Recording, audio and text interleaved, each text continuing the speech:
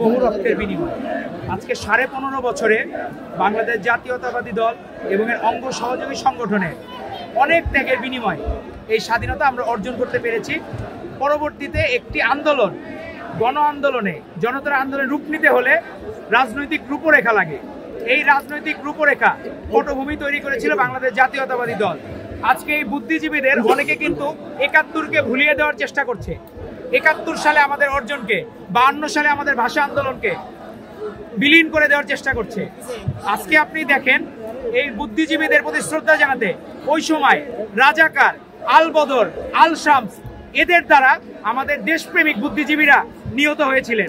অজস্র মানুষের প্রাণহানি ঘটেছিল। যারা দেশের জাতীয় সন্তান, কৃতি সন্তান, তারা আজকে থাকলে এই দেশ এত দুর্দশায় পড়তো না। এই দেশে শেখ মুজিবের মতো ফ্যাসিস্ট, শেখ হাসিনার মতো ফ্যাসিস্ট জন্মগ্রহণ করতো না যদি ওই সময় বুদ্ধিজীবীরা বেঁচে থাকতেন। পাকিস্তান বাহিনী তাদেরকে সহযোগিতা করেছিল। তৎকালীন জামায়াতে ইসলামী, শান্তিরক্ষী বাহিনী যারা ছিল তারা তাদেরকে সহযোগিতা করেছিল। সে কারণে এই বুদ্ধিজীবীদেরকে আমরা হারিয়ে যে অপূরণীয় ক্ষতি হয়েছে তা বলার মতো না। আজকে আমরা তাদের প্রতি শ্রদ্ধা জানাতে এই বুদ্ধিজীবী স্মৃতিসৌধে আমরা এসেছি। আজকে তাদেরকে স্মরণ করতে আপনাদের সারা দেশের মানুষের ভিড়। আজকে আওয়ামী লীগের ফ্যাসিস্ট আমলে আপনি দেখেন নাই বুদ্ধিজীবীদের প্রতি শ্রদ্ধা জানাতে, কারণ তারা ছিল বুদ্ধিহীন, তারা ছিল দুর্নীতিকারী, তারা ছিল সুবিধাভোগী।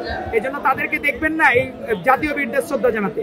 আমরা যে জাতির বীর সন্তান, বীরশ্রেষ্ঠ, এদের পাশাপাশি এই বুদ্ধিজীবীদেরকে শ্রদ্ধা জানাতে হবে। বুদ্ধিজীবীদেরকে শ্রদ্ধা জানালে পরবর্তী প্রজন্ম বুদ্ধিজীবী হবে এবং তারা দেশকে কিছু দিতে পারবে। তারা বুদ্ধিভিত্তিক রাজনীতি শুরু করবে। এবং আমরাও চাই আমাদের ভারপ্রাপ্ত চেয়ারম্যান জনাব তারেক রহমান যে 31 দফা প্রণয়ন করেছেন, সেই 31 দফা হচ্ছে বাংলাদেশের মুক্তির সনদ।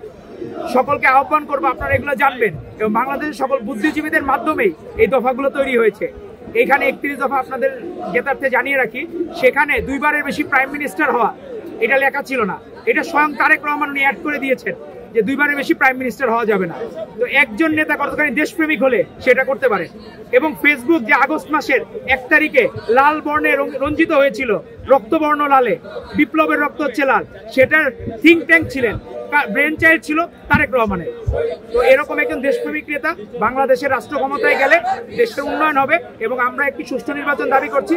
সুষ্ঠু নির্বাচন পেলে বাংলাদেশ একজন ভালো এবং মেধাবী রাষ্ট্রনায়ক উপহার পাবে ইনশাল্লাহ। আপনাদেরকে ধন্যবাদ। সামনে জাতীয় নির্বাচনের পর যদি ক্ষমতায় আসে তাহলে দেশ নিয়ে পরিকল্পনা কি? একটা প্রশ্ন করছে ওনাদের দিয়ে আপনি আপনার টাইম থ্যাংক ইউ। এটা হচ্ছে আপনার হলো যে আমাদের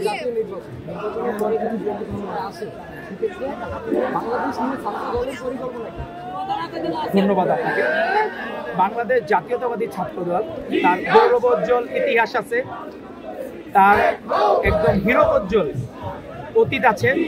তারই ধারাবাহিকতায় আজকে 90-এর যে গণ অভ্যুত্থান, আপনি দেখবেন যে বর্তমানে বিএনপির যে সিনিয়র যুগ্ম মহাসচিব, উনি রাজশাহীর ছাত্র সংসদের নির্বাচিত ভিপি ছিলেন। তার মাধ্যমে যে ছাত্রদলের জাগরণ শুরু হয়েছিল, তারই ধারাবাহিকতায় 90-এর গণ অভ্যুত্থান সুসংগঠিত হয়েছিল। পরবর্তীতে ছাত্রদল কোনোদিন কিন্তু আপোষ করে না। আপনি অপরাপর অনেক সংগঠন দেখবেন নিজের পরিচয় দিতে দ্বিধাবোধ করে, অন্য সংগঠন বলে সাধারণ ছাত্র পরিচয় দেয়, বৈষম্য বিরোধী পড়ে যায়। কিন্তু আমাদের প্রত্যেকটা ছাত্রদলের ছেলে প্রাউড ফিল করে, তাদের ওই গার্ডস আছে যে তারা ছাত্রদল করে, এটা তারা নিজেদেরকে প্রাউড ফিল করায় এবং গর্ববোধ করে যে সে ছাত্রদল করে। এবং ছাত্রদল তার অতীতের যে ধারাবাহিকতা আপনি শুনেছেন 5ই আগস্টের পরে, আপনি নিজে সাধারণ নাগরিক হিসেবে ছাত্রদলের একটা এলিগেশন আপনি শুনেছেন 5ই আগস্ট বা 36 জুলাইয়ের পরে? আশা করি আপনিও শুনেন নাই, কেউই শুনে নাই ছাত্রদলের বিষয়ে কোনো নেগেটিভ একটা রিপোর্ট। এবং যার ব্যাপারে ন্যূনতম রিপোর্ট পাওয়া গেছে আমাদের ভারপ্রাপ্ত চেয়ারম্যান তারেক রহমানের নির্দেশে সাথে সাথে তাকে শোকজ করা হয়েছে, তার বিরুদ্ধে শাস্তিমূলক ব্যবস্থা নেওয়া হয়েছে। বাংলাদেশের জনগণ এরকম ছাত্রদলই চায়। তাদের আশা আকাঙ্ক্ষার প্রতীক হিসাবে অলরেডি আপনি ইনক্লাবে কয়েকদিন আগে রিপোর্ট করেছে, সেখানে বিএনপির জনসমর্থন 62%, জামায়াতে ইসলামী 14%, আওয়ামী লীগের 2%, আর বাকি অন্য সংগঠনে। তো এখনো বাংলাদেশের মানুষের কাছে সবচেয়ে প্রিয় দল বাংলাদেশ জাতীয়তাবাদী দল। তারই ছাত্র সংগঠন, সহযোগী সংগঠন হচ্ছে বাংলাদেশ জাতীয়তাবাদী ছাত্রদল। তারই ধারাবাহিকতায় তারা ভালো কাজের মাধ্যমে, জনসম্পৃক্ত কাজের মাধ্যমে মানুষের মন জয় করে নেবে ইনশাল্লাহ।